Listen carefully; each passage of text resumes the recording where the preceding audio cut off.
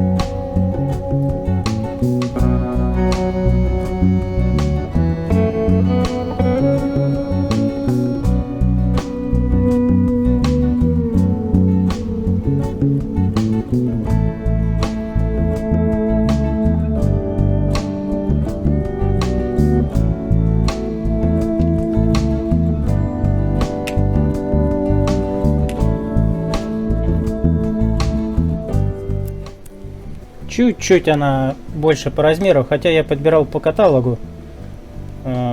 И вот там был дан именно этот диаметр. Но она чуть-чуть больше. Знал бы дело, проточил бы немножко на токарке. Ну, сейчас увидим. Сейчас будем с другой стороны сажать. Навьем смазочки. Не жалея. Так, туда вовнутрь тоже, чтобы у нас там не ржавела ось. Хотел сделать сюда, просверлиться и сделать таотницы, чтобы, набивая смазку сюда, да, она выдавливалась. Ну и выдавливала старую. Потом, как всегда, что-то передумал. Если честно, потому что здесь вот эта вот резинка уплотнительная, мне кажется, когда будешь набивать смазки, старая не будет выходить, и это такое дело, как бы проще снять маятник, наверное, через какое-то иное количество времени. Но мотоцикл такой же, это не эндуро, это все-таки асфальтный мотоцикл, вот. И что получается у нас? Грязь, вода, в принципе, при таком уплотнении, я думаю, не сильно будет попадать. Посмотрим, в общем, время покажет. Расставить все на свои места.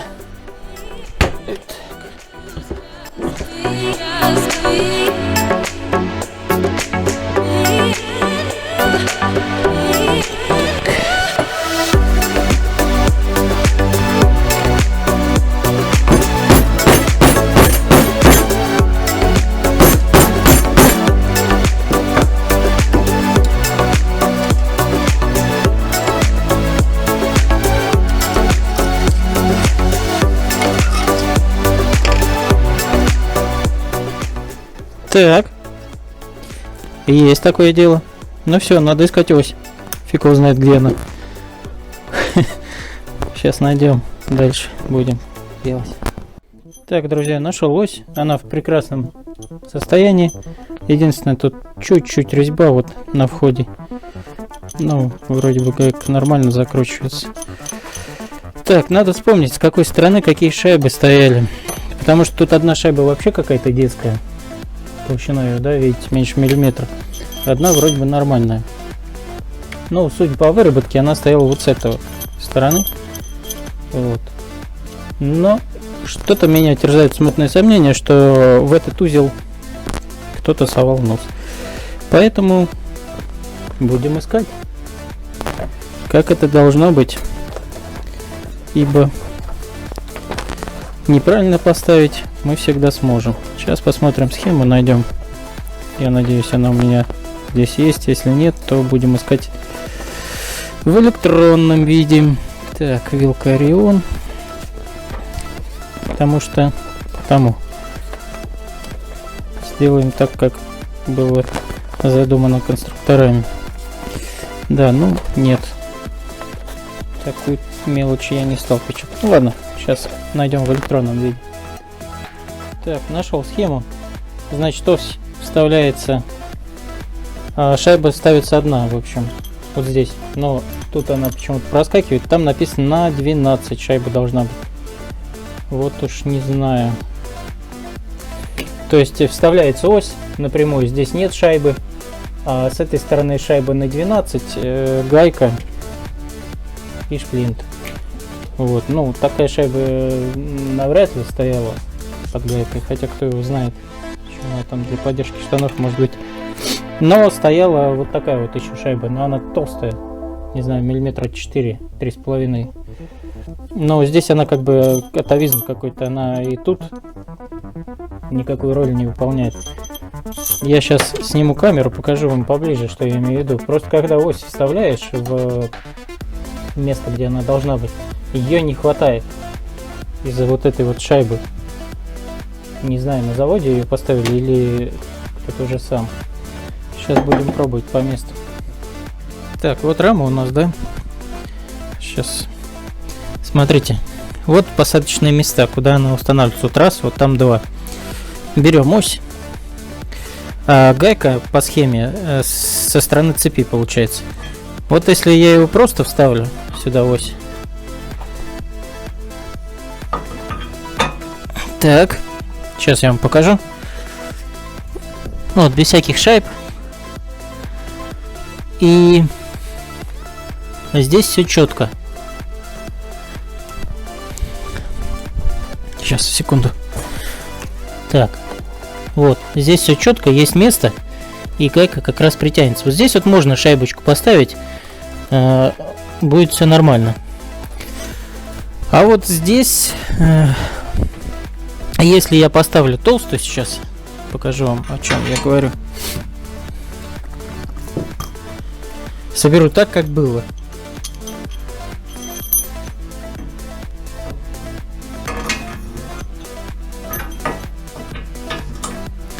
Вот, видите, то ось не доходит. Там получается у нас зазор. И будет вот так. Так что я думаю, надо собрать по схеме, как в литературе указывается. Ну а с той стороны можно и вот эту шайбу поставить, она на 12 под гайку. Собираем.